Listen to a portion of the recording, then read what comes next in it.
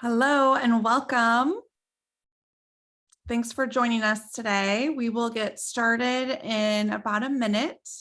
But in the meantime, please use the chat box to chat with everyone where you're joining from and what topics and technologies you're most interested in learning about during this session. Please keep in mind to chat with everyone, not just the hosts and panelists, so we can all chat with each other. And then if you have any questions or need help, please message me directly. I'm Lindsay Wolfsmith. And you can also use the Q&A box to ask questions as well directly to the authors.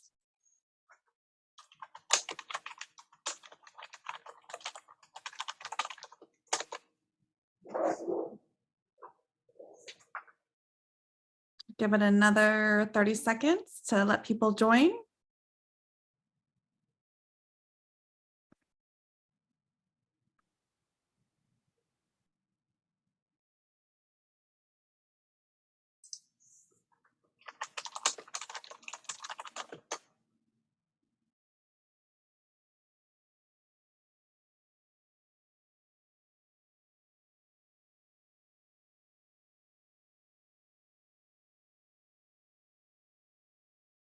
All right, we will go ahead and get started.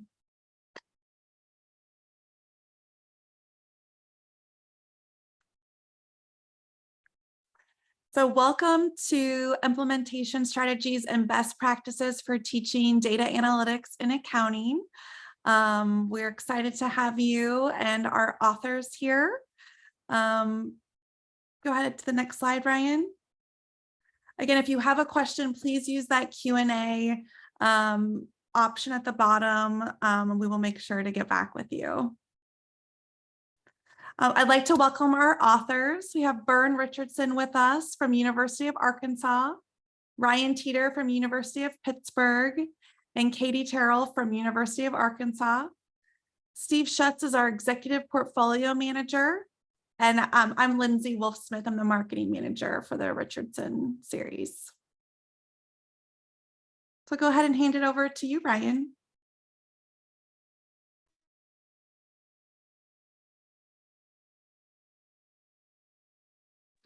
think we are having an audio problem. Can you hear me now? Yes. Okay, sorry. Microphone issues right off the bat. Hello and welcome. We are very excited to have you join us today to talk about data analytics. This is something that's very near and dear to our hearts, obviously, and also something that we see as being really, really impactful. So Katie, Vern, and I are going to talk about some of the things that we've been working on with the data analytics for accounting textbooks, what we offer to you and your students, as well as how this is fitting into the changing dynamics of the profession and academics and this net new course that we have in accounting for the first time in several decades. So we're very, very excited to be here. Again, those of you in the chat, please throw chat questions in, throw questions. We will be happy to divert from our presentation to address some of these things as they come up. So we're very happy to be as interactive as possible as we go through this. I want to start out by talking about the CPA evolution. This is something that is, a hot topic. It's something that we're still working to kind of resolve and figure out our place in. And we're looking at where we can provide the best experience for our students. If we look at the CPA exam, the new CPA exam kind of breaks things apart into these two sections. We have the core, which is our traditional accounting, auditing, tax, along with these very big emphases now on data analysis and accounting information systems. And that comprises the whole understanding of what it means to understand accounting. At the deeper level, we then have the certifications in the specialization areas, such as business analysis and reporting, accounting information systems and controls, and tax compliance and planning.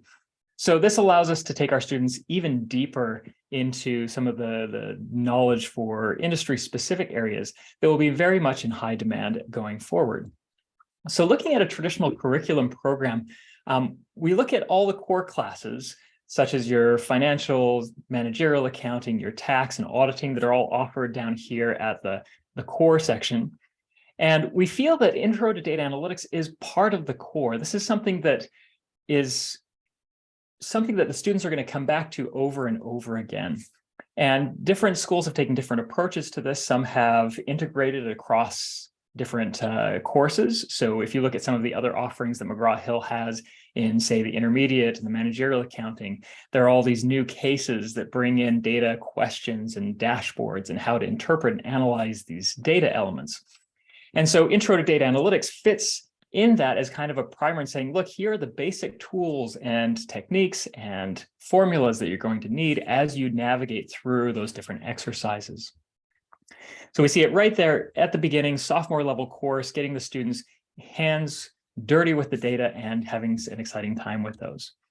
On the master's side, we have the specializations where we have our other offering, Data Analytics for Accounting, now in its third edition, that provides a deeper dive into the accounting questions. So once you have the basic core knowledge in place, how do we take those questions and apply analytics from dashboards and modeling and more advanced types of analytics and decision making?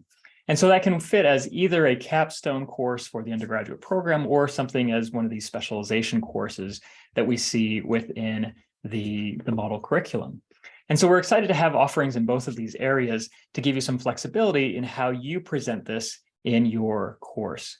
So before we move on, I do want to take a moment and just pull out a polling question to see where you see analytics fitting in your curriculum. So as you have talked with your department chairs, as you have had these discussions, as you're looking at CPA evolution, where do you see this fitting on you? And Lindsay, if you want to throw that, hey, there we go.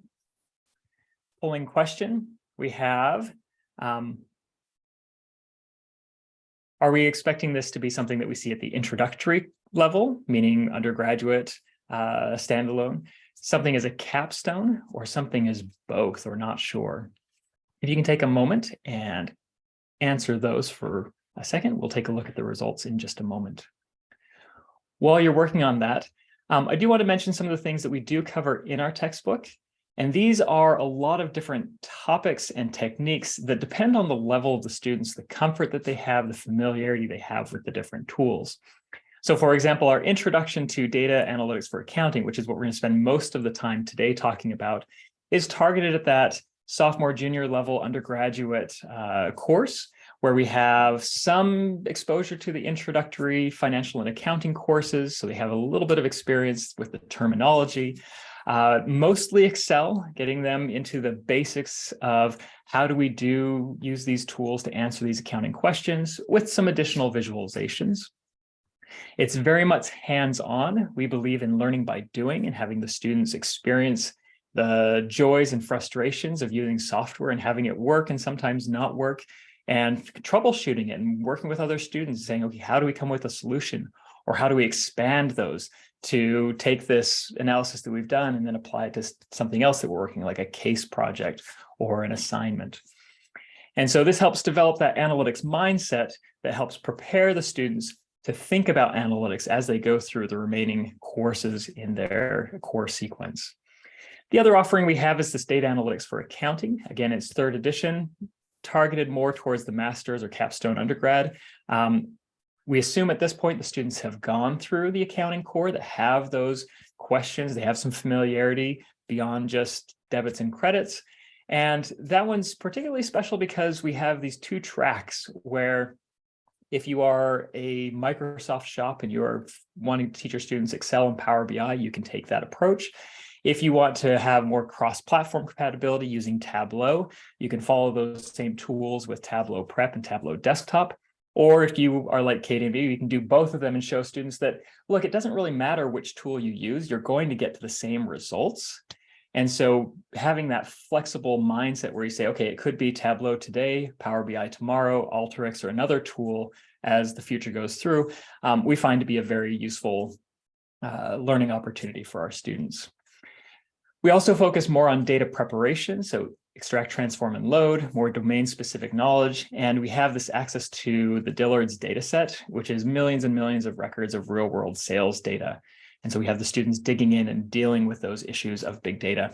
Whereas in the intro course, we are giving them kind of bite-sized analyses. We give them real data sets and some fictitious data sets and say, here, pull this in, analyze this, see what outcomes you come up with, and work through those with the data already mostly in place for them to use.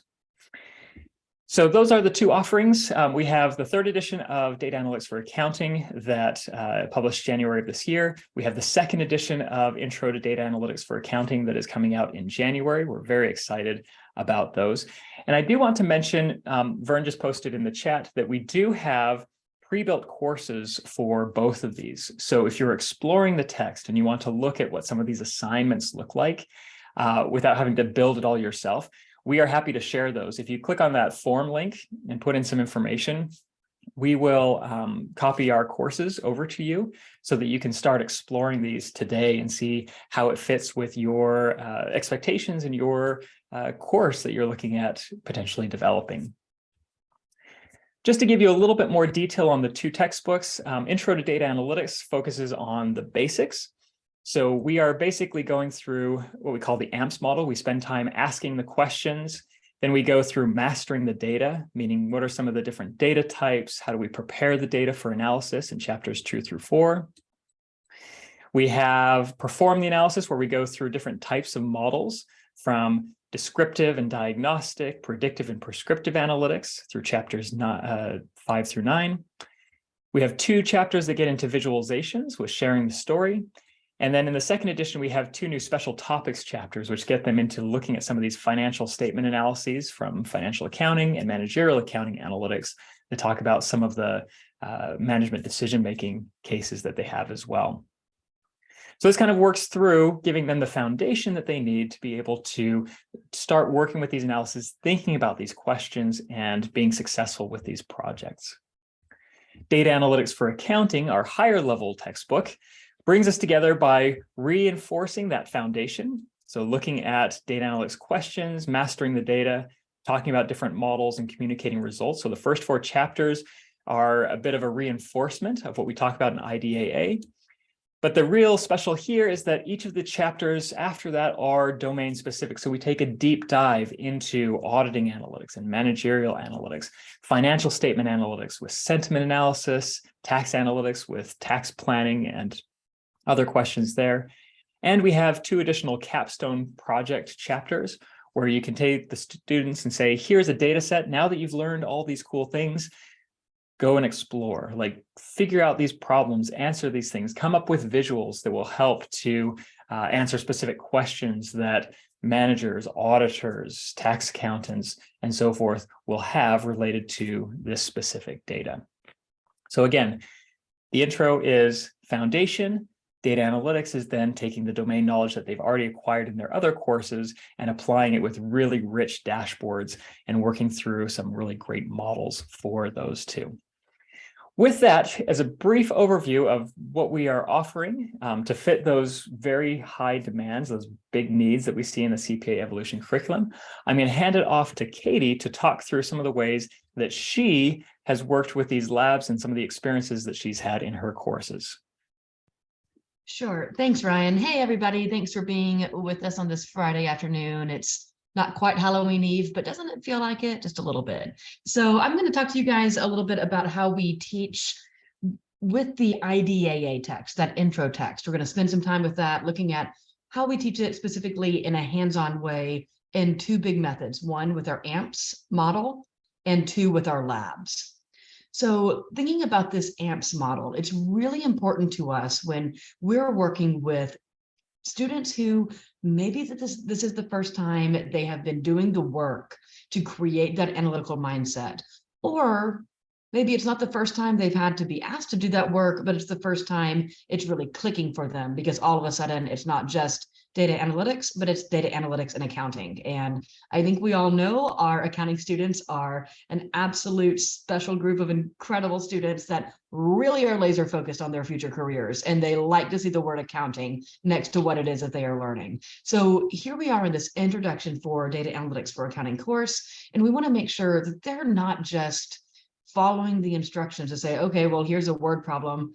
we're learning hypothesis testing right now, so I guess that's what I'll run. Or here's a word problem. I just learned about descriptive statistics, so I guess that's what I'll run. We want them to be able to formulate a question, figure out what data they need in order to answer that question, then perform the analysis and actually communicate that out. So our AMPS model is a 4-step model for applying analytics. Asking a question first, because if we're not asking a question, we're just looking at a lot of data.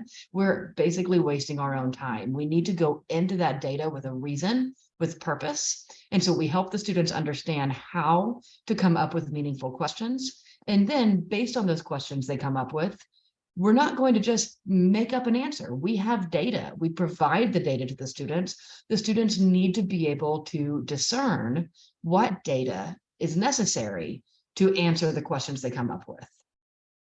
Once they can identify that data, then they get to do what many of them feel like is the work, what a lot of us think of as data analysis if we don't think about those previous steps. So we're actually going to calculate the average or create that visualization or whatever it is, we're going to perform that analysis. And finally, whatever analysis we performed, it's only as valuable as it is able to be communicated. We make sure that the students understand how to share the results of that analysis that they ran. And sometimes the results aren't what they expect. Sometimes they're not what they expect. And that's okay. That's part of it also. So we run the analysis and then we say, well, we had a hypothesis, we had an idea, we had an expectation. How can we communicate what we actually got from this test? So we use this AMPS model throughout the whole textbook, introducing the AMPS model in the beginning stages of it, and then in the beginning stages of the textbook, the first several chapters, as Ryan showed you. And then we deliver that AMPS model through hands-on practice in the later sets of chapters. We see a variety of different analytics types. So we focus a chapter on descriptive, another on diagnostic, then predictive, then prescriptive, and then bring it all together with sharing the story and visualizations. Now, the only kind of small way that we don't label these perfectly, because, you know, chapter titles have to be only so large, right? Visualizations, it's a part of every chapter. We have visualizations everywhere. We're always communicating what the results of our tests are, what the result of our analysis is. But we take a deeper dive into visualizations in that later chapter. But we take the students through applying that AMPS model, asking a question, finding the data, performing the test plan, and so on, for when the question is a descriptive analysis question, which is basically, what happened? That's pretty much the entirety of what descriptive is. What happened? Let's look backwards and say what happened. So we've got some labs to practice that, such as calculating a trial balance using a pivot table. In our managerial accounting labs, we can just run some descriptive statistics. We can look at our average, our median, our standard deviation, our minimum, our maximum, our range. We can get a feeling for if there are outliers, unexpected values, and so on. Auditing labs, we can run an aging of receivables. Now, the difference between descriptive and diagnostic, I find my students, and I think many of you will probably find this very similar thing with your students, because our accounting students are incredible and they're so analytical that they jump from descriptive to diagnostic so quickly. So as soon as they answer what happened, our students want to ask why. That's that next step. That's what diagnostic analytics are all about. Why did that happen? So we're still looking backwards. We're still looking at historical data. This time we're not saying what happened, but why did it happen? So we can run vertical analysis, variance analysis. We can create bank reconciliations in our auditing labs to understand why what we observed in our descriptive analytics, why did those actually happen? Our next two, predictive and prescriptive, we're still obviously using historical data because we can't create future data. It hasn't occurred, but we're using our historical data to help us predict the future, to help us understand what might happen. So we start with predictive analytics that basically says, you know, we've got all this historical data. We see some trends. Let's use those trends. Let's map those out like we have here. Our financial accounting lab, predictive analytics is going to be time series, predicting earnings and sales. If we expect our trends to continue, what can we predict our earnings and sales to be? Let's identify some cost drivers using regression. We do this with some of our managerial labs. Identify those cost drivers. We'll use regression so we can make a prediction using that regression formula.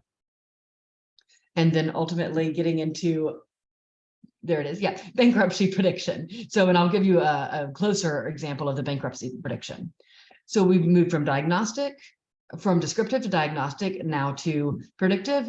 Predictive says if everything stays the same, what's going to happen? Well, then prescriptive builds on that and says, well, what if we could change some of the inputs? What if I wanted this result?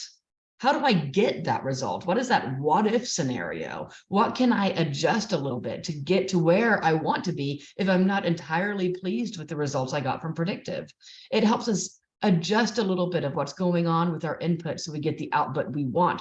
Prescribing something. We can use sensitivity analysis. We can use break-even and profitability analysis. We can even try to detect fraud using our prescriptive analysis. So lots and lots of opportunity that we have throughout this textbook, not just explaining the concepts of the AMPS model and having that analytical mindset, and then the different levels of analytics, descriptive, diagnostic, predictive, prescriptive, and creating visualizations, but how can we actually act on those? How can we work through the scenarios? Which brings us to the labs. So I'm just going to walk you through pretty quickly here a couple examples of labs. These are just at a very high level. When I, in just a couple of moments, hand this over to our co-author Vern, he'll take you into Connect and the way he teaches this class, and you'll see exactly how these labs are laid out step by step. But just a couple of examples of some of our predictive labs. One here, we are trying to predict bankruptcy. So we have this Altman prediction for bankruptcy that has been around for a while. It's a very standard Z test. And what we will have our students do is we provide a set of data with many different companies and a lot of their different descriptive statistics. We see we have to help the students calculate the working capital, the retained earnings, the EBIT, and so on. And as they make all of these calculations with the data we provide for these different companies, the students will be able to predict, is this company at risk for bankruptcy or not? Right, thank you. Okay, so so we're looking at if we can predict it. So it kind of turns into a classification lab at this point. They run the analysis, they prepare their data. They have all of the raw stats provided that they can create their calculations from and ultimately build it into that Altman Z-score. And then once they build that Z-score, they can classify the results. Is this company in the distress zone, the gray zone, or the safe zone? So it helps our students recognize the meaningfulness of not just creating calculations and working with our data, but how can we then group that data or classify that data in order to predict what is likely to happen for a given company. Another example we have of a predictive lab is forecasting earnings. And y'all, this is startlingly simple to do in Excel. And it looks so cool because it is so cool, but it looks so cool that it seems like it ought to be difficult. It's not. We give our students the data, the past data, the historical data, and these students are then able to just hit just a few buttons. This is not even formula based, just a few buttons right there in Excel to be able to make a forecast for what's going to happen in the future. So we provide them with real world data. In this instance, you're looking at IBM, and you can see what happened historically on the blue lines. This is on the line chart on the right. And then as we get to what we're predicting, it turns into our orange lines. Now from this screenshot, this is a set of data that did not include what actually occurred in 2018 and 2019. So we're seeing with these orange lines, what is predicted based on historical data. And we see the smaller orange lines on either side representing the confidence level, because of course we can't predict with absolute certainty. So this lets your students understand how to use historical data to make expectations or predictions about the future, but also understanding that those predictions, they're not going to be precise. We need to put a confidence level around them so that we can understand there's a little bit of give and take based on uncertainty, essentially. So these labs, they're really the foundation of the course. Students really love the hands-on nature of these labs. And for every one of these labs, we have both the general lab and then what we call the alternate lab. The step-by-step instructions are included with that first lab, that teaching lab. And as I said, Vern will show you exactly what that looks like and Connect in just a few moments, but you'll get absolutely 100% step-by-step instructions. Honestly, sometimes it feels like a lot of hand-holding because it is, but that's why we also have the alternate lab. The alternate lab says, okay, you just learned how to do Altman Z predictions, or you just learned how to do this time series analysis. Now here is a different set of data for a different set of companies or a different individual company, whatever is relevant to that lab, and go do it. Repeat everything you just did without the hand holding, answer some questions, and then we also have videos for every one of those teaching labs. We don't have videos for the alternate labs. Again, those are where the students get to fly. Go do this on your own. But we do have that kind of the recipe written down for each of the teaching labs and also the video, walking the students through each button click they need. There are also auto-graded assessments for each of the labs. We have Excel labs, Tableau labs, and the second edition, which is coming out quite soon, will also have Power BI labs. So with that, with the second edition, we have this something we're really excited about is these different variations for each of our labs. So if you were a first edition user of IDAA, you will be familiar that we had Excel and we had Tableau. And there was even a Power BI appendix, but it wasn't quite seamless to know when you were using an Excel lab or a Tableau lab. In this instance, for as many labs as we could make it reasonable, we've got 3 versions. We've got an Excel lab, we've got a Tableau lab, and we have a Power BI lab to help the students understand how each of these different skills could be applied through different technology. Again, like Ryan mentioned earlier, you might be an absolute 100% Excel school. You just skip over the Tableau and Power BI labs, no problem there whatsoever. If you want to kind of really immerse your students in all these different analytical tools, then you can assign, at least for the first several labs that have all these variations, assign all 3 and say, see, you've got different methods and different tools, but your answer will be the same because we start from the same set of data. So we'll just learn how to do a different series of button clicks and see how these different tools exhibit it in a little bit of a different way. So hopefully you can tell that we're really excited about this book and particularly this new edition. And so with that, I'm going to hand it over to Vern. He's going to talk a little bit more about that second edition and specifically how he teaches the course. And I believe you'll have a Connect preview as well pretty soon.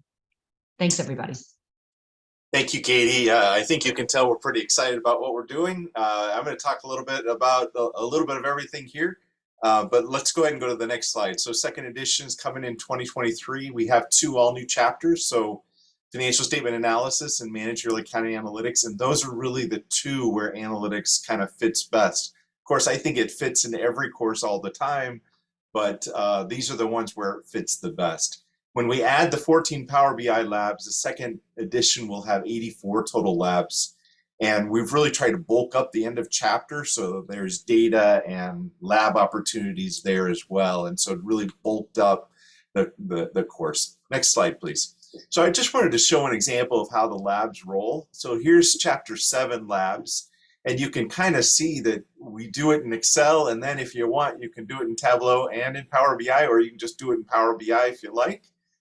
Same thing in Lab 7 too, the days of the week transactions. And so you can kind of see how it would look in both of those. And then you can see a set that's just done in Excel. And the question is how to do that. So you can see Benford's lots in there, Synquist checks. This is the diagnostic analytics chapter. So you can see Lab 7-8 is looking for fraud. And so we use some pivot tables, some conditional formatting, and then you can do it in Tableau or Power BI, or you can just do it in Power BI or just Tableau. And so you can kind of see how that rolls where relevant, especially where there's a visualization component, we add Tableau and Power BI. And so you can kind of see that's how we do it. I wanted to also show the labs in the 2 new chapters. So here's chapter 12. and which is the financial statement analysis. And we're familiar with the ratio analysis. We can do common size, finding unknowns, and then really, doing an assessment of things like accruals versus cash flows, and how they can be disaggregated, how they can predict market value. We also do a business interruption loss. My very first consulting opportunity as a faculty member PhD was a business interruption assessment. So I kind of detail how that went, and then relative market valuation, then using analyst forecasts. So it very much has a financial statement analysis flow. You can kind of see in both chapters we do the descriptive, which is 12.1, diagnostic 12.2 and 12.3, predictive 12.4 and 12.5, and then prescriptive 12.6 and 12.7. And then they have lots of visualizations. We do the same thing in chapter 13, and chapter 13 is the managerial accounting analysis. So you can see the descriptive, we're looking at inventory turnover and looking at waste. I think the perfect diagnostic analytics lab is the variance calculation, where you have some expectation and it's different from expectations, so you have an anomaly or an outlier. You see a set of predictive activities forecasting product demand, either using time series in Excel, Tableau, or Power BI, or essentially doing the same thing, but now using multiple regression with a set of independent variables. And then we do some sensitivity analysis, which is awesome, using Excel's data table. And finally, a price optimization. So you kind of see how those roll. What we're trying to do in chapters 12 and 13 is really show how the full AMPS model is there. So the chapter is, what are some questions in managerial accounting in this case? What's the data sources for managerial accounting? What type of analytics do we perform in managerial? And then finally, how do we share the story in terms of our AMPS model? Really excited about these two new chapters, if you can't tell. So chapter 11 is our project chapter. So they've just been through the whole book. We kind of set this up the whole semester in terms of the AMPS model, but it's on them. So I set out early and say, here's the rubric. Here's what I'm looking. So you can see on the left is the part of the AMPS model, the ask the question, the master the data, and then, what the criteria are. And then, is it a specific question? Is it too big? Is it too small? Hey, every time we do analysis like this, we're developing hypotheses. May not have theory, you may have a hunch that you want to test, or you've been around. Some things about data: is it the right source? Is it quality data? Has it been cleaned? Is it complete? And so really looking at those aspects. Why don't you go ahead and go to the next slide, which is the rest of the rubric. And so you can see along the left-hand side here, the perform the analysis and share the story, finishing out our AMPS model. And so like perform the analysis, hey, did you try 3 or 4 more types of analytics? And then have you used 4 or more analytics techniques? So I was just teaching this last night, and I basically tried to explain, hey, the project has to be big enough to allow these types of analytics. So you can't just do descriptive and call it done. Maybe we're going to do some descriptive, do some summary statistics. We're going to do some predictive based on that, and then we're going to optimize using our prescriptive analytics. Then visualizations and the reports that look professional, and then really on Bloom's taxonomy, it allows me to talk about Bloom's and say, what level of critical thinking did we achieve? So chapter 1, we talk about Bloom's activity in terms of remember, understand, apply, and then have we gotten up to the analyze, evaluate, and create levels? And that's what we're looking at here. Did we get the analyze and create if you're hitting above expectations? So we talk about this, and this is a project that works all semester. I start them early about now. I ask them for their question and their data source, and then we go back and forth. And so I provide them some potential research questions here. So can I predict bankruptcy for airlines? Can I forecast earnings? Hey, what's more accurate, time series projections or analyst forecasts? Can I do an earnings projection? Can I predict Airbnb prices? There's a great data set on Kaggle that does Airbnb in Manhattan that we talk about. Product reviews, sentiment, all of these are various types of research questions, and there's more. And so I have a presentation about this, but it's on them, right? So I tell them the story. Hey, if you're teaching your child, you want your child to learn piano, hey, get the Pokemon thing, because they'll learn it, right? They're excited about that. So I want them to get something that they're interested in. And sometimes that moves slightly outside of accounting, but if they're passionate about it, then they're going to be able to move. So things like risk of repayment, will the loan get approved? Is there credit card fraud? So there's all sorts of these data sets that are out there. And so these are some potentials. So I talked about potential data sources, and each of these are in the second edition, kind of where they get the data. Just free data sets out there. So Kaggle has some good sets. There's some stock market data. If you happen to have CalcBench data, that's awesome. Or go to Yahoo Finance. All sorts of possible data sets. We have some Lending Club data that's available. And so some Damodar data at NYU, that's some pretty powerful summarized financial data across industries. So a lot of data sources that are there available. So I hope you can see kind of we're setting this up, and we're right at that point in the semester at talking about all this. So all this data is available. So I just wanted you to see, it's a rich course. Now we're at 13 chapters. You can pick and choose. It's very much a full course. The students love it because it's hands-on, it's labs, it's really jumping in with both feet, I would say. All right, is that the end of it, Ryan? Are we switching over? Okay, so let me switch over. I'm just going to show my screen here. Hopefully, if I can find it. And so this is my Connect course. And so if you ask to get a pre-built course, this is what I'll share you because it's mine. And so here's the various chapters and the exams and kind of how we're set up. You'll see a little bit of a skip between 12 and 14 and 15 because I do the financial statement analysis and managerial accounting in there. I just wanted to kind of show, in this case, predictive analytics. And so you can see how the predictive analytics is. There's the chapter reading. There's the lecture video. That's what I've chosen to include. There's a quiz. So I think Katie just showed us Altman Z. So I'll just click on this and you can see Altman Z. Hopefully you're able to see it. Someone let me know if you can't see it. But here's the lab instructions, with lots of screenshots. There's a data dictionary. It tells you exactly what to do in steps, tells you what your screen's going to look like, offers you formulas, says what the output looks like. Now we're calculating Altman Z and we're putting it together.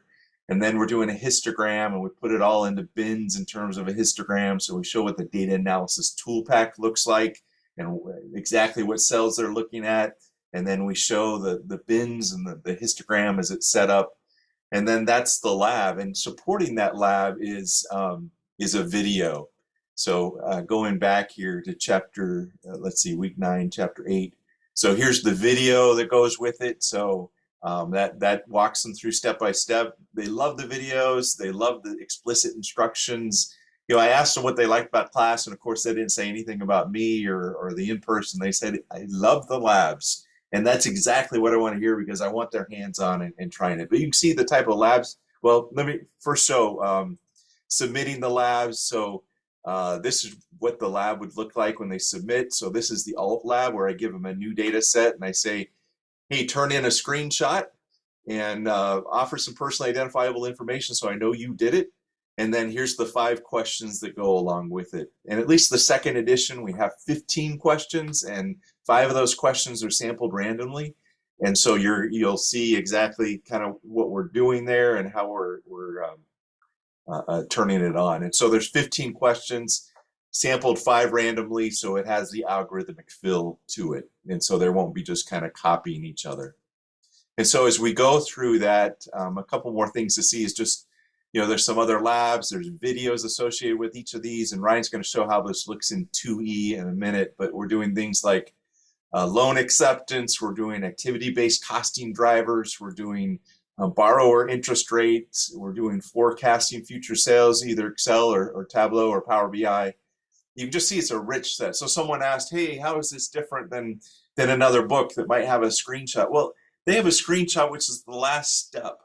And we have like all the steps from beginning to end, every single step of what you do and what you think about. You think about persistence, and you think about seasonality, you think at confidence intervals, and you're talking about the expectation, and then you have the expectation and you run it and say, hell, how did this do during the pandemic? Could we have predicted that? And was that within the bounds, or did the pandemic kind of, outside of those bounds? And so those types of things are there that are really exciting. There's all sorts of resources to support it. There's videos, there's auto-graded quizzes, there's smart book adaptive learning.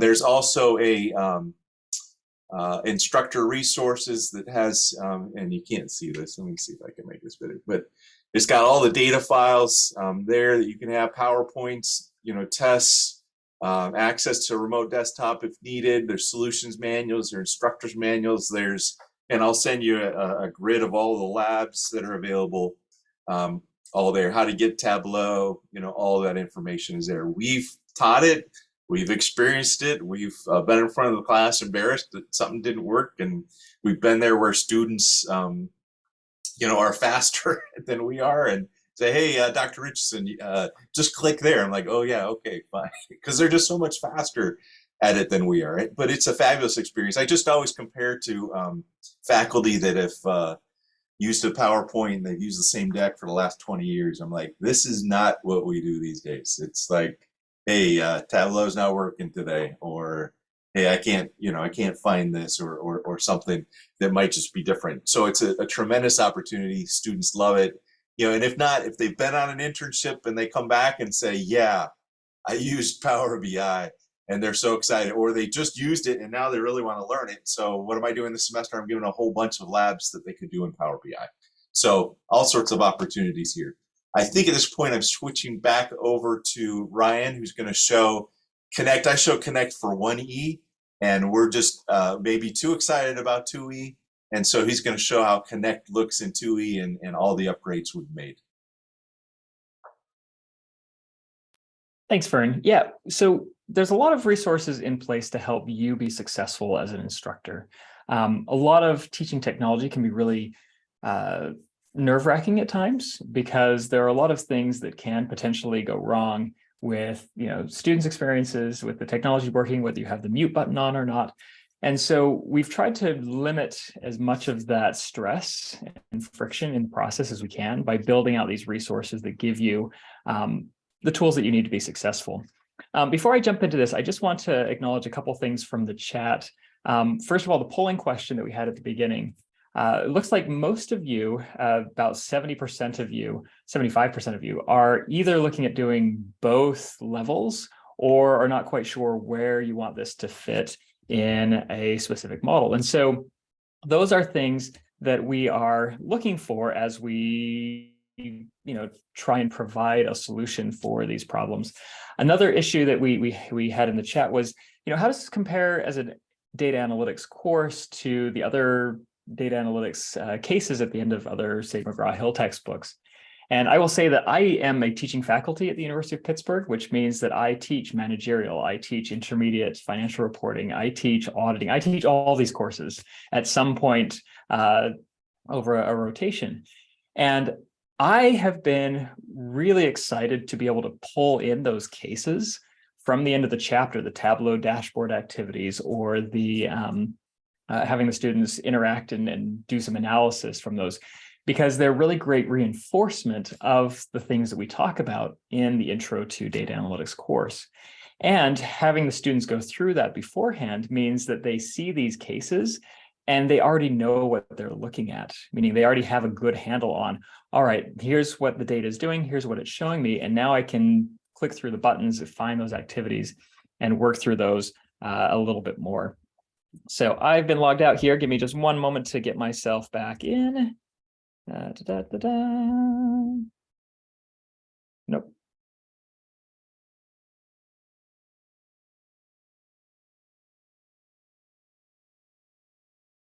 All right. So we're really excited to show off potentially.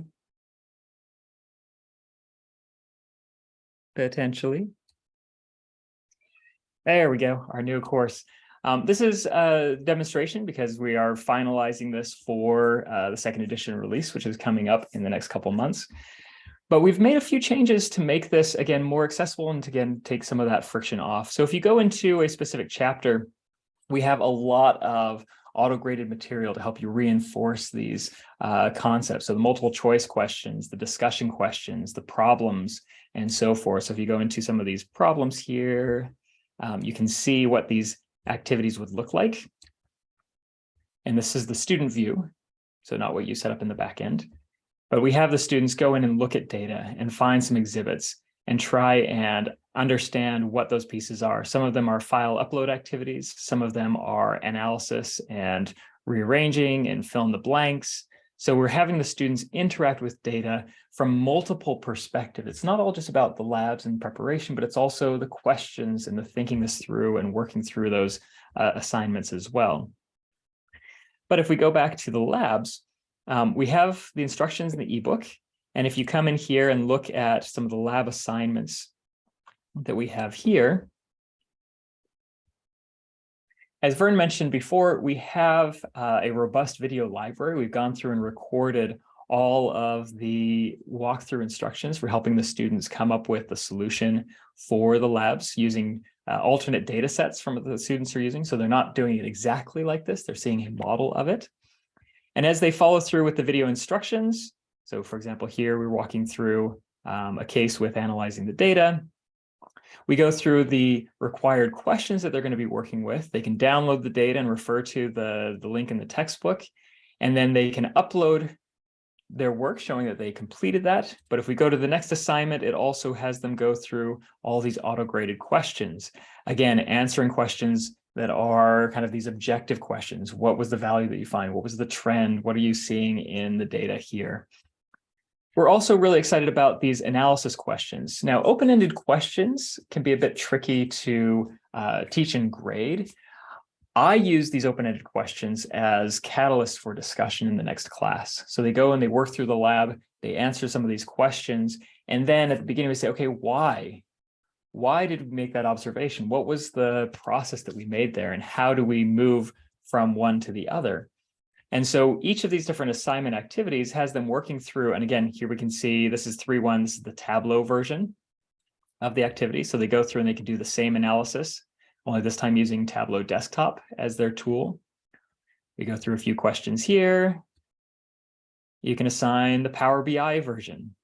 So as they go through, they'll see the lab, the activity, and as they go through each of the different steps, they're walking through the instructions with the authors. And we will give them some insight and some guidance to help them work through that and, again, be successful. So we're trying to make the workflow of these assignments be pretty seamless when it comes to the students working through the exercises. For those of you also who may be working with online courses, because this is a popular course to teach online, we also have been working with the recorded lectures to, let's see here. I thought that I had an example here of the recorded lectures. Making the recorded lectures a little more interactive, lecture videos with multiple choice questions there, it's right at the top. So what this is now where we just had the videos assignment as something else that was taking place beyond the scope of it. As the authors walk through the different topics and we illustrate the different ideas that are going on, we're going to have the students have progress checks to keep them on task and make sure that they're working through these assignments and that they're able to pay attention and go back and say, okay, I didn't quite get that, so let me go see if I can find a little bit more in the video and explore that a little bit more in depth. So again, a lot of interactivity for those online courses, for those remote courses. And if you are the type that wants to flip your classroom and have the students work through this material as they're studying, preparing, come to class with questions, and then taking them on a journey to what the popular press is talking about, what the impact of the latest Twitter acquisition is, or the latest business decisions that we see in the news. These lead those discussions, and we can have some really interesting things that the students get exposed to and that the students come up with that help us expand our experience and our knowledge with them as well. So lots of resources available in Connect. Again, as Vern said, just to reiterate, we also have in the instructor library a lot of resources for you to be able to go through and have additional support. So suggestions for teaching these, solutions manuals, putting the data files available for the students. Notice that, again, we have two versions of the data files for each of these labs. One is for the hand-holding step-by-step version. The other one is, here's a new data set. Now you come up with an analysis for that using a similar approach. So if you can't find it here, we are a very responsive author team. We are happy to take your questions and answer them and find the right potential solution for you. So we are excited to help you be successful with this course. And with that, I'm going to transfer over to Steve to wrap us up here. Well, and I was hoping to have some more questions in the chat, but we've been pretty quiet in the chat. So there's really not any questions. If anybody has any last questions, please do enter them in the chat now. That's not a question coming in. But otherwise, do not hesitate to reach out to your McGraw-Hill team or any of the authors. And we certainly thank you for coming. We do have 5 minutes yet on this webinar to hang out if there are additional questions. But otherwise, I think we covered all the material that we wanted to speak to you about, and we hope that we delivered on what you showed up interested in learning. And if we haven't, please do chime in the chat.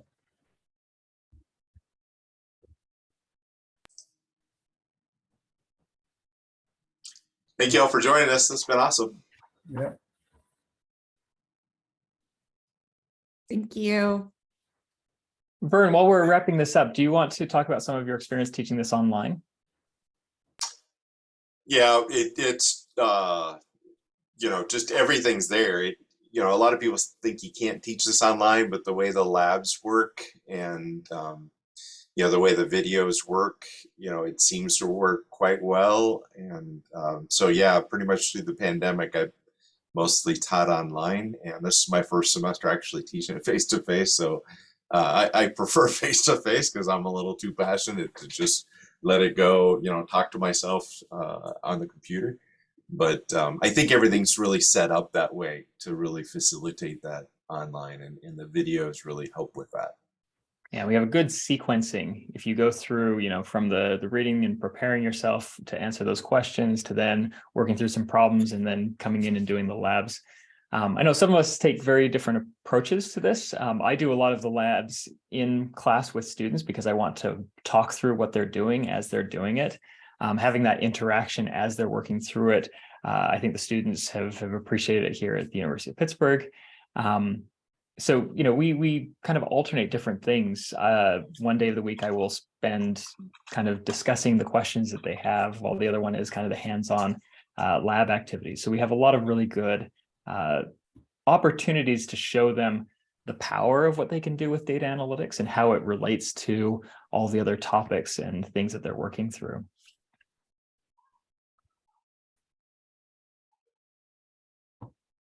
Yeah, I just throw mine to the wolves. The lab say good luck. We'll talk about it next class.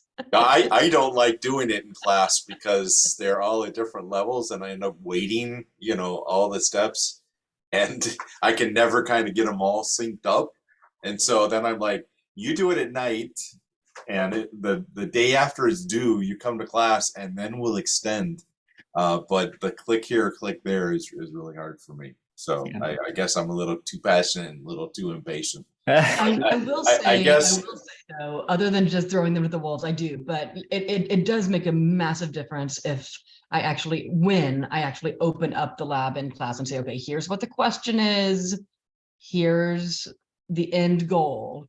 You're going to fill in the gap before I see you again, but we can talk about the difference between the question and the end goal a little bit together. That helps them wrap their mind around it. So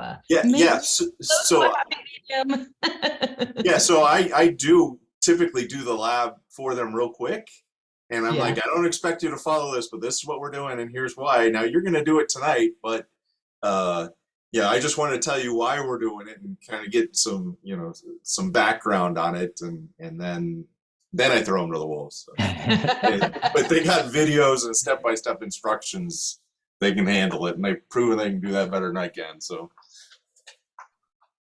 there's Excel, Power BI, and Tableau, the wolves. It can be if the interface changes. So it can be. Good point. Good point. Well, it looks like we're down to a very few people left, and I'm not seeing any questions. So thanks everybody for your time, and until next time, we appreciate you joining us today. Thank you. Thanks everyone. Thank you so much. We appreciate it.